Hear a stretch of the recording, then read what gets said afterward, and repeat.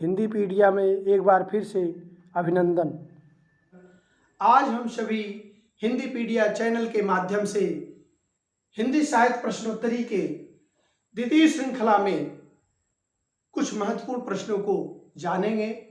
जैसे पहले ही बताया जा चुका है, हम इसमें 10 प्रश्नों को लेकर उपस्थित होते हैं, लेकिन आज इस श्रृंखला में एक प्रश्न की बढ़ोतरी करते हुए मैंने 11 प्रश्नों को लिया है। तो आज हम इन 11 प्रश्नों के माध्यम से उन महत्वपूर्ण प्रश्नों को देखेंगे जो बहुतायत पूछे जाते हैं, जो प्रायः आते ही हैं। तो आइए देखते हैं आज का पहला प्रश्न। कल जो हमने देखा था उसी श्रृंखला के आगे का यह भाग है। आज का पहला प्रश्न है, हिंदी की प्रथम रचना किसे माना जाता है? हिंदी की प्रथम रचना किसे माना जाता है? यदि कहा जाए हिंदी की प्रथम रचना किसे माना जाता है, तो आप क्या सोचेंगे इसके बारे में? हिंदी की प्रथम रचना उसे ही माना जाना चाहिए जो हिंदी का प्रथम कवि है, उसकी रचना को। लेकिन यहाँ ऐसा नहीं है। यहाँ क्यों नहीं है? क्योंकि प्रथम कवि जो है उसकी कोई रचना उपलब्ध नहीं होती है। उपलब्ध न होने के कारण उसके बाद की रचना को हिंदी की प्रथम रचना मानी जाती है। प्रथम कवि सरहपा को माना गया है। सरहपा के दोहा कोश का कोई प्रमाण उपलब्ध नहीं है, इसलिए उसको प्रथम रचना नहीं माना जाता है। और प्रथम रचना माना जाता है श्रावकाचार्य को। प्रथम रचना माना जाता है श्रावकाचार्य को, जो प्रकाशित हुआ 933 ईस्वी में। 933 ईस्वी में प्रकाशित हुआ। और इसके रचनाकार कौन है? आचार्य देवसेन, जैन कवि आचार्य देवसेन। जो दूसरे प्रश्न में है, श्रावकाचार्य के रचनाकार कौन है? आचार्य देवसेन है, जो जैन कवि हैं। और इनकी यह रचना उपलब्ध होती है, इसलिए इनकी रचना को प्रथम रचना, हिंदी की प्रथम रचना माना जाता है। हिंदी की प्रथम रचना। इसी तरह अगले प्रश्न पर चलते हैं। हिंदी साहित्य का, हिंदी का प्रथम महाकवि, हिंदी का प्रथम महाकवि किसे कहा गया है? प्रथम महाकवि किसे माना जाता है? हिंदी का प्रथम महाकवि चंद्रबरदाई को माना जाता है। हिंदी का प्रथम महाकवि अगर माना जाता है तो किसको? चंद्रबरदाई को। हिंदी का प्रथम महाकवि चंद्रबरदाई को माना जाता है। कल बात हुई थी कि पृथ्वीराज विजय एक ऐसी रचना है जो बहुतायत पूछी जाती है। इससे मिलती जुलती हिंदी साहित्य में अन्य रचना भी है। इस कारण से पृथ्वीराज विजय को पूछा जाता है, न कि पृथ्वीराज रासो को। तो आज उसी की बात करेंगे। पृथ्वीराज विजय लिखा था जयानक ने, जिसमें तराइन का प्रथम युद्ध का वर्णन किया गया है।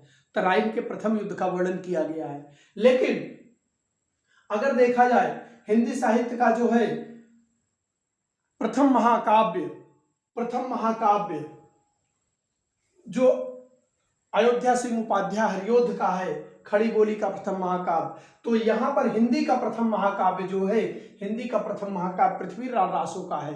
पृथ्वीराज रासो।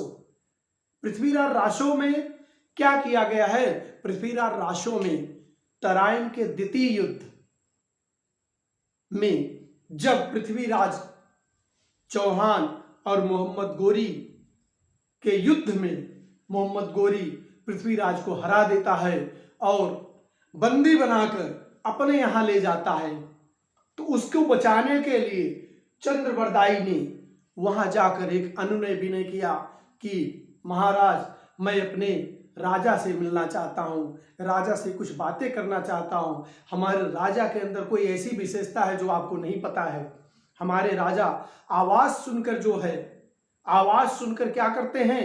बाण चलाते हैं। आपको ना विश्वास हो तो देख लीजिए। उधर गोरी ने सोचा, मारते मारते, इनका अंत करते करते यह भी देख लेते इनके राजा में क्या विशेषताएं हैं।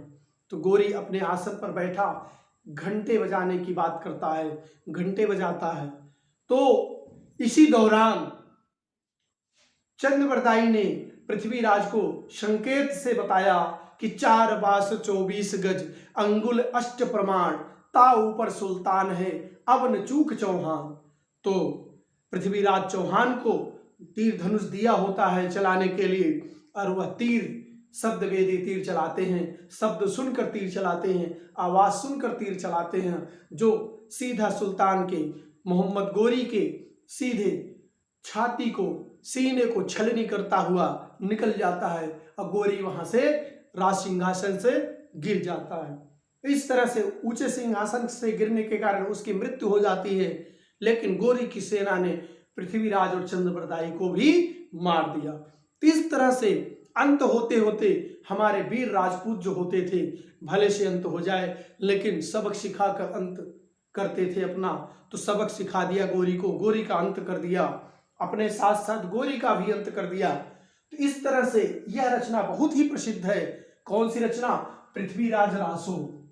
और इसी के समान हिंदी साहित्य में दूसरी रचना है पृथ्वीराज विजय। जब पृथ्वीराज विजय की बात की जाए तो जयानक को याद करना, जब पृथ्वीराज रासो की बात की जाए तो चंद्रबरदाई को याद करना है।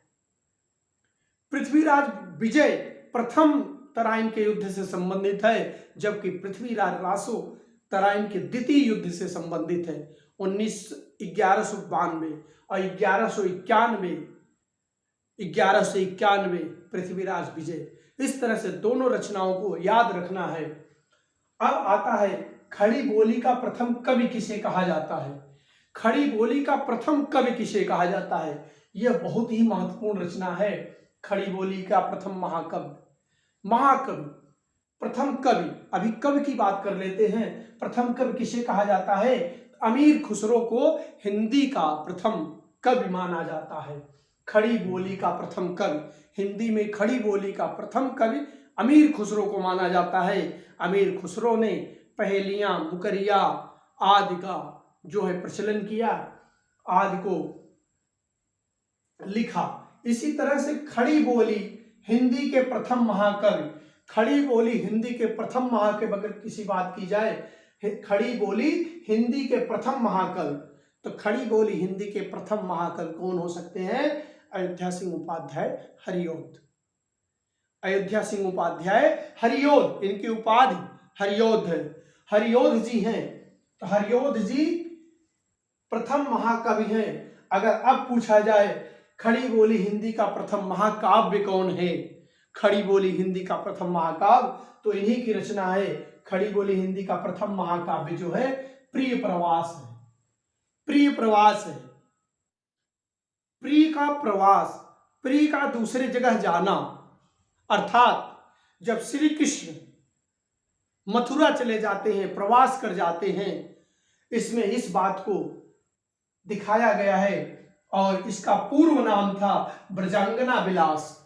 ब्रजांगना विलास नाम था, लेकिन बाद में 1914 में प्रिय प्रवास नाम से प्रकाशित किया गया। 1914 ईस्वी में प्रिय प्रवास के नाम से प्रकाशित किया गया। इस तरह से अगर आज देखें तो हमने देखा है प्रथम रचना श्रावकाचार, प्रथम रचना को लिखने वाले देवसेन जैन कवि, हिंदी का प्रथम महाकवि चंद्रबरदाई, प्रथम महाकाव्य पृथ्वीराज रासो और खड़ी बोली का प्रथम कवि अमीर खुसरो। लेकिन खड़ी बोली हिंदी के प्रथम महाकवि अयोध्या सिंह उपाध्याय हरिऔध। इसी तरह से खड़ी बोली हिंदी का प्रथम महाकाव्य प्रिय प्रवास 1914 ईस्वी।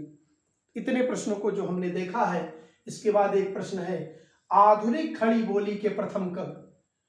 अभी खड़ी बोली का प्रथम कवि अमीर खुसरो को कहा गया था, लेकिन आधुनिक जब लगा दिया जाए, आधुनिक खड़ी बोली का प्रथम कवि श्रीधर पाठक को माना जाता है। श्रीधर पाठक को माना जाता है, तो ठीक है, श्रीधर पाठक को आधुनिक खड़ी बोली का कवि माना जाता है। और खड़ी बोली का प्रथम महाकाव्य प्रिय प्रवास को माना जाता है। खड़ी बोली का प्रथम कवि किसे माना जाता है? अयोध्या सिंह उपाध्याय हरिऔध को माना जाता है। तो आगे बढ़ते हैं 9वें प्रश्न पर। हिंदी का प्रथम बड़ा महाकाव्य, हिंदी का प्रथम बड़ा महाकाव्य किसे माना जाता है? हिंदी का प्रथम बड़ा महाकाव्य पद्मावत को माना जाता है।